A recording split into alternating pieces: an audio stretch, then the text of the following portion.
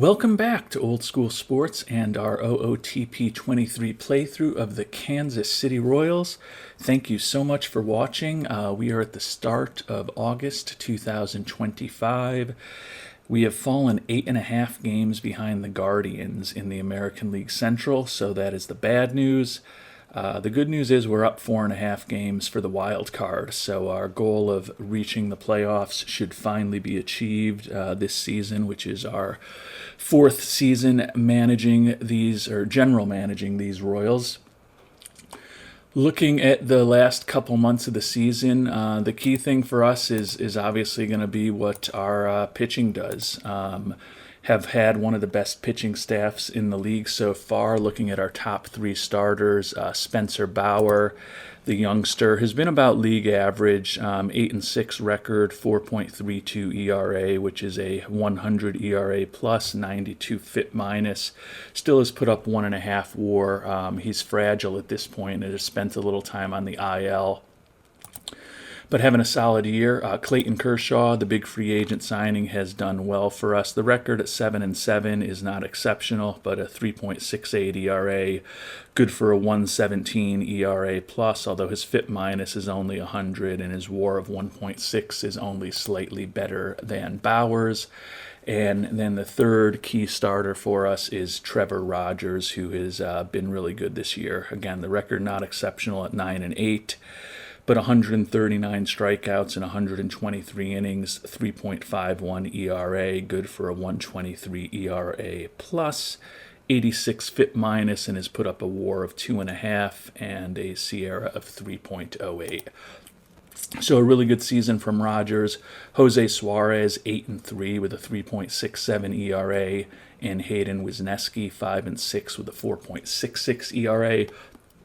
Both of them have put up well over a run of WAR, and in fact, Suarez leads the team in pitcher WAR with 2.7. Other key pitchers for us, Austin Roberts, the reliever, the young closer, 32 saves and a sparkling 1.03 ERA.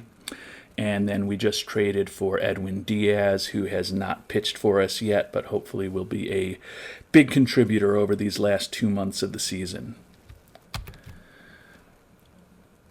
Turning to the lineup, with the exception of our starting catcher, MJ Melendez, who's out for the season, we're relatively healthy right now. Just to highlight a few players, the youngster Zach DeCenzo, 11 homers and 180 at-bats. He is a key utility player off of our bench right now, who hopefully will have an even bigger role going forward. Nick Pratto, the first baseman, 21 homers and 58 driven in, but only a .215 batting average. Just made a big trade to bring on Anthony Rendon. You can see he's hit .353 in his first 17 at-bats with us, but wasn't doing much with the Angels. But we've got them retaining the vast majority of his salary for this year and next year. So, it was worth to us to give up Eddie Leonard and another prospect for him. Bobby Witt Jr. having another big year, 22 homers, 67 driven in with a .282 batting average and an OPS of 822 at this point. Peyton Williams, another rookie, 20 homers and 313 at-bats, which is awesome. 224 batting average, though, means that his OPS plus is actually just 99, WRC plus 97. But still like, the potential contact he has and the home run power he also has, think he can become a very useful bat for us. And then the other outfielders, Kyle Lewis, our center fielder, 12 homers, 54 driven in, and Juan Yepez, 15 homers, 59 driven in. So solid offense so far. Before we move forward, also we'll just take a very quick look at the minor league system for us. And that minor league system ranks 6th overall. Position players Alex Vasquez, Alex Kunzel, and Ricardo Cabrera are our top top position player prospects, all in the top 100. Rookie level ball right now for Vasquez and Kunzel. Ricardo Cabrera has moved up to AA. He's only 20 years old, will be 21 this offseason. Still a solid prospect that we got for the Yankees a few years back in that trade for Salvador Perez. And then our two key pitchers, Junior Almonte in AAA, 7-8 record, but a 5.82 ERA and 135 hits allowed in 111 and third innings for Omaha. So, talked about this a little bit in our last episode. He potentially has 5 pitches, but only 2 of them are really good, and he's got great movement and really good control. His stuff is just not that exceptional, so he's considered the number 30 prospect in the game. Wonder what he's going to become over time. And then Tyler Bosma, who was another one of our top prospects, has had a lot of injury issues the last few years. You can see he missed all of 2024. Back this year, pitching better in AAA than he did 2 seasons ago with a 3.84 ERA. That's still only good for a 99 ERA plus and a 110 FIP minus. 4 pitches, but only one of them is really exceptional, the changeup, and good stuff, but barely adequate movement and control. And he's a fly ball pitcher who only is throwing in the low 90s, almost 26 years old. So potential for both Bosma and Almonte to play a bigger role with our team next season, no doubt, particularly because probably will not have the money to bring Clayton Kershaw back. He was a 1-year rental for us, so both of them could have a bigger role at the major league level next year, but the hope is that maybe they get some random talent improvement given the investment we've been making in our minor league system to hopefully make themselves a little more effective when they do get their shot in Kansas City. So as I mentioned earlier, we're feeling good about the trades we've made, feeling good that the team is relatively healthy. Hopefully we can stay that way. We have, for those of you who look closely, may have noticed that we have put 99 pitch counts on Rogers, Kershaw, and Bauer. I like our bullpen, really just hoping to maintain the health of those 3 in particular as we get closer to the playoffs. Obviously was a little scared by Matheny letting Kershaw go 109 pitches in his debut with us back in March. He did get a big shutout over the defending world champion Twins that day. Complete game shutout, obviously. But want to nurse them as much as possible, and then if and when we make the playoffs, maybe take the pitch counts off then and hopefully let those 3 really carry us as far as we are going to go. And speaking of Clayton Kershaw, he just reminded us that he's going to be a free agent and asked us for an extension. Looking for over $21 million a year for 4 years. Definitely not something that we can commit to right now. If we get a bigger budget next year and we make some trades, certainly would love to have him back the way he's pitched, but it's going to be difficult for us to swing that financially. There's no doubt about that. Well, got some bad news here where our starting first baseman Nick Pratto out with back spasms for about 4 weeks, 22 homers and 60 driven in over 373 at-bats, but hitting just 212, 101 OPS plus. Obviously don't want to lose him, but it will potentially give more time to Zach DeCenzo to see what he can do at the major league level. So not the worst thing in the world, particularly because the Royals have been on fire so far here in August. You look and we are still 7.5 back of the Guardians, who are also playing incredible baseball, but we are 8-2 in our last 10. But you can see with the Guardians being 9-1 and the White Sox being 10-0, not really making up much, if any, ground on the Guardians this month. But we're playing really well. You can see it right here where we are clear by 10 for the wild card at this point. So although it's very unlikely we're going to catch the Guardians, the good news is that we should have a home field advantage for the wild card series against whoever we end up playing. So that will be the one small victory that we'll take out of perhaps not winning the AL Central this year. And the injury to Pratto will allow us to bring up either Zach McKinstry or Melvin Moreno. McKinstry, a better bat, pretty versatile defensively, not as good a fielder. Since we picked him up in the trade for Cam Gallagher, hitting .239 with a 95 OPS plus in Omaha. Melvin Moreno, we sent down. The bat is always going to be an issue with him, but love that glove. Has not hit much since he went down to Omaha. .211 batting average, 57 OPS plus. I think with the way the team is playing, we'll give McKinstry a chance to see what he can do a little bit at the major league level. I do think that if and when we get into a playoff series, probably going to have Moreno back on the team, though, because that glove could definitely help us, in the 8th and 9th inning at a multitude of defensive positions. So Melvin Moreno probably has not seen his last action with Kansas City this year, but McKinstry gets the call up this time around. Well, we've made it to the month of September. The Royals cooled off a bit over the last week and a half, 2 weeks of August, but still have an 81-60 record, 13.5 behind the Guardians, who are just having an incredible season, 94-46, .671 winning percentage, by far the best in baseball. We are still up 10 for the AL wild card, so our magic number for the wild card is down to 9. Hopefully we can close things out in terms of clinching the wild card here over the next week and a half to 2 weeks. 81-60 record overall, so we've still got 21 games to play before we get into the playoffs. We are at September roster expansion, which will allow us to bring up a little more talent to the major league level.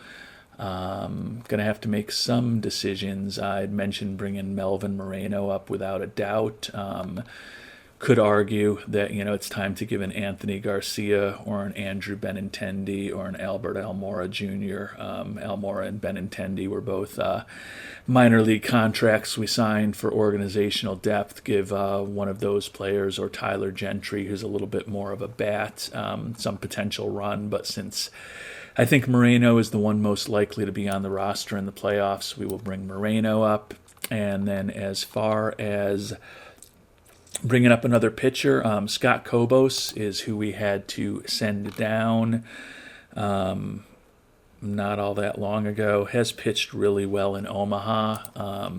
I guess the question is whether we want to potentially give one of our top starters an opportunity, although looking at the starters here, I'm thinking that we may have some injury issues with, both Junior Almonte with elbow tendonitis and Tyler Bosma with forearm tendonitis. So the two AAA prospects who are going to be on the major league team at some point are not healthy right now, so it makes it even easier to make the decision to bring Scott Kobos back here as we try to play over the last several weeks of the season.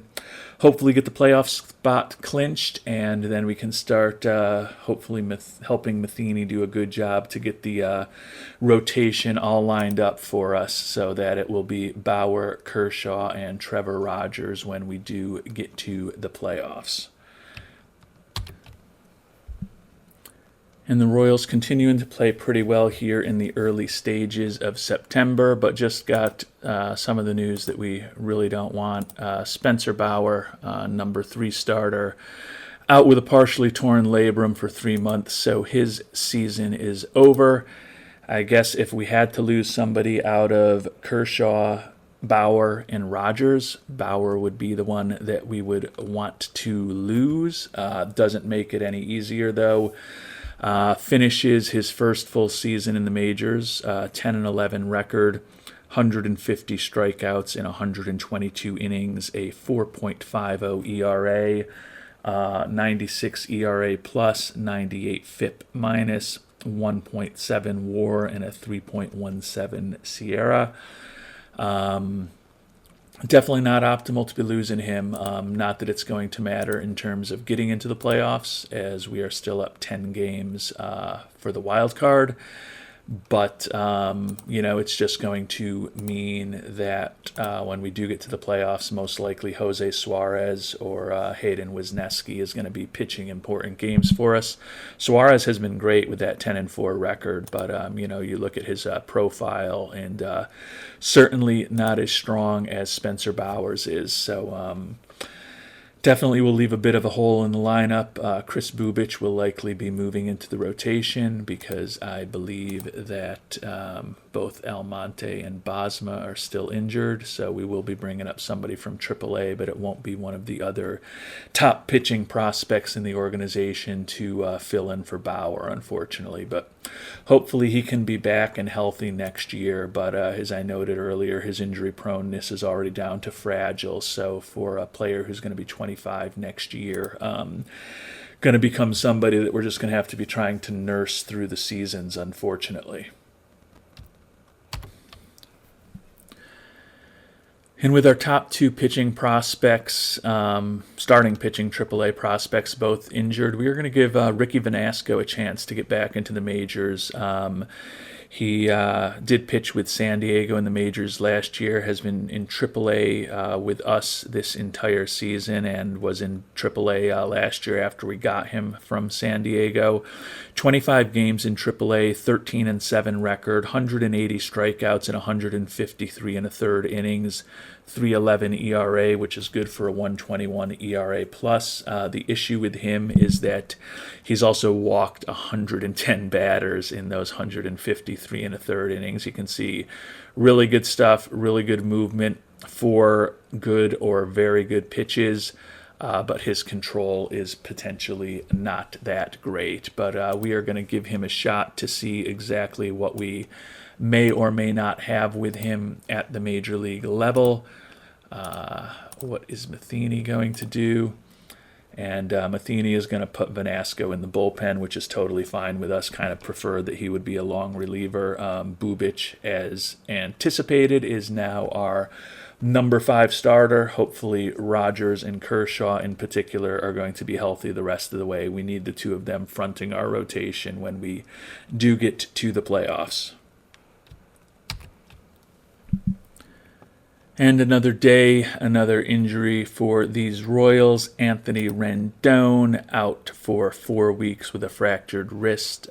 Given that we are 148 games into our season, that likely means that he is going to miss the playoffs unless we win a series, and possibly we'll need to win 2 series to have him back with the early start to the playoffs this year. So, not optimal. He actually hadn't hit all that great for us. 155 at-bats as our DH, 2 homers, 11 driven in, 265 average, 89 OPS plus, 91 WRC plus, and just .2 WAR. So more of a emotional loss than an actual substantive loss, given that he hadn't actually been hitting all that great for us, even though he was one of our key acquisitions at the trade deadline. So he will be missed. Hopefully we'll still be playing when he's healthy, and we'll have a decision to make as to whether to bring him back onto the lineup. But injuries starting to add up a little bit here with the losses of Bauer, Prato, and Rendon in recent weeks to join Klein and Melendez. Prato, fortunately, we expect to have him back for the playoffs. Rendon is certainly a question mark. And then Melendez, Klein, and Bauer, no hope at all of having any of them for the playoffs. And as expected, Nick Prato is back and healthy, which will be good. We'll be putting him on the roster. Also, as expected at this point, we have clinched a playoff spot. We've closed to be 6.5 behind the Guardians. Their magic number is down to 4, but we've won 8 in a row, 9-1 in our last 10, up 14 for the wild card at this point. So a pretty good season, the third best record in the American League. We are over 90 wins right now. Still technically have a chance to get to 100 wins if we finish with 9 wins in a row, which would put us into the playoffs on a 17-game winning streak if we are able to achieve that. certainly not expecting that, and certainly not expecting to make up 6.5 games in 9 games against a great team like the Guardians. But will be good to at least have home field advantage for the wild card series when we do get to that. And as we get close to the end of the regular season, our star closer, 2 great achievements, 52-game save streak and an 18-game shutdown streak by Mr. Austin Roberts, who has had just a brilliant season for us. 106 strikeouts in 74 innings pitched, ERA down to 0.97, 4.40 ERA plus, 47 FIP minus, 3.4 WAR, 1.58 SIERA, and a 5-3 record with those 46 saves. So just a brilliant season for us from the young closer, who obviously made the All-Star team for the first time ever this year. And we've got 3 games left in the season. Not going to catch the Guardians for the division, and we are way out in front in the wild card. So going to try to ensure that our pitching staff is in good shape for the playoffs. But we are waiting to hear about an injury from Clayton Kershaw with a diagnosis pending. So that is just not cool. Hopefully it will not be too serious of an injury. He went 66 innings yesterday in his potentially final start of the year. Let's hope that that's not the case, but would definitely be pretty annoying if we were to lose 2 of our 3 top starters here right in the final weeks of the season before the playoffs. Hopefully it won't come to that, but we'll see what happens. Obviously, Trevor Rogers has pitched his last regular season game for us this year, so we will make sure to be resting him because since he pitched 3 days ago, I think our manager Matheny, if we don't do something about it, we'll probably start him in that final meaningless game of the year against Minnesota. So we'll make sure that that doesn't happen with Trevor Rogers, but also going to anxiously await to hear the extent of Mr. Kershaw's injury. And while we're still waiting to hear about Mr. Kershaw's injury, important reliever Reed Goleman out 3 to 4 months with forearm inflammation. Had a nice year for us. 114 strikeouts in 87 1/3 innings, 3.19 ERA, 134 ERA plus, 68 FIP minus, a WAR of almost 2 for the reliever. So this is coming off the rails at the worst possible time here at the end of the season. So again, we'll see what happens with Kershaw, but Goleman is gone. Definitely not the way that we drew this up on paper.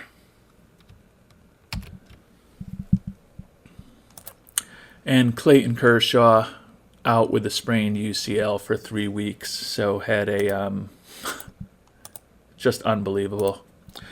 We sign him 1 year, $17 million. He is relatively healthy all year, making 33 starts for us, finishes with an 11-11 record. 3.38 ERA, which was good for a 127 ERA plus, 89 FIP minus, and a 3.4 WAR. So pretty much got everything we could have hoped to get out of a 37-year-old pitcher on a 1-year contract. And the goal was to make the playoffs, which we've done. And the goal was to have Kershaw there pitching for us in the playoffs, which he will not be. So